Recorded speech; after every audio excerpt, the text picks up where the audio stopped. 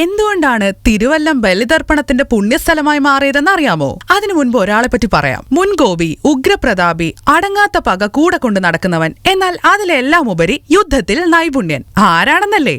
മറ്റാരുമല്ല, പരശുരാമൻ. കടലിൽ മഴുവെറിഞ്ഞു നമ്മുടെ ഈ കൊച്ചു കേരളം സൃഷ്ടിച്ച മഹാവിഷ്ണുവിന്റെ 10 അവതാരങ്ങളിൽ 6ാമത്തെ അവതാരമായ സാക്ഷാൽ പരശുരാമൻ. ഈ പരശുരാമൻ എന്ന പേരിന്റെ അർത്ഥം എന്താണെന്നറിയാവോ? പരശു എന്നാൽ മഴു അല്ലെങ്കിൽ കോടാലി. അപ്പോ മഴു കയ്യിലേന്തിയ രാമൻ, അതാണ് പരശുരാമൻ. തന്റെ അച്ഛന്റെ തെറ്റിദ്ധാരണയിൽ അമ്മയെ വധിക്കേണ്ടി വന്ന പരശുരാമൻ ആ പാപത്തിനായുള്ള മോചനത്തിനു വേണ്ടി ഭഗവാൻ പരമശിവനെ പ്രാർത്ഥിച്ചു. ശിവന്റെ നിർദ്ദേശപ്രകാരം ബലിതർപ്പണം നടത്താൻ അദ്ദേഹം തിരഞ്ഞെടുത്ത സ്ഥലമായിരുന്നു കരമനയാറിന്റെ തീരത്തുള്ള തിരുവല്ലം. അങ്ങനെയാണ് തിരുവല്ലം ബലിതർപ്പണം നടത്തുന്നതിനായുള്ള പുണ്യസ്ഥലമായി മാറിയത്. അപ്പോൾ നമ്മൾ പറഞ്ഞു വരുന്നത് ജീവിച്ചിരിക്കുന്നവർക്കും മരിച്ചവർക്കും സമാധാനം നൽകുന്ന തിരുവല്ലം പരശുരാമ ക്ഷേത്രത്തെ പറ്റിയാണ് കേട്ടോ. മഹാവിഷ്ണുവിന്റെ കടുത്ത ഭക്തനായ വില്വമംഗലം സ്വാമിയാണ് ഈ ക്ഷേത്രം നിർമ്മിച്ചതെന്ന് വിശ്വസിക്കപ്പെടുന്നു. തീർത്ഥാടന വേളയിൽ സ്വാമി ഈ സ്ഥലത്തെത്താനിടയായി. അവിടെ പരശുരാമന്റെ സാന്നിധ്യം അദ്ദേഹത്തിന് അനുഭവപ്പെട്ടു. അങ്ങനെ പ്രതിഷ്ഠ നടത്തി. 12-13 നൂറ്റാണ്ടുകളിൽ കേരളത്തിലെ ചേര രാജാവായ അതിയാമൻ പെരുമാളാണ് ഇപ്പോഴത്തെ ക്ഷേത്രം നിർമ്മിച്ചത്.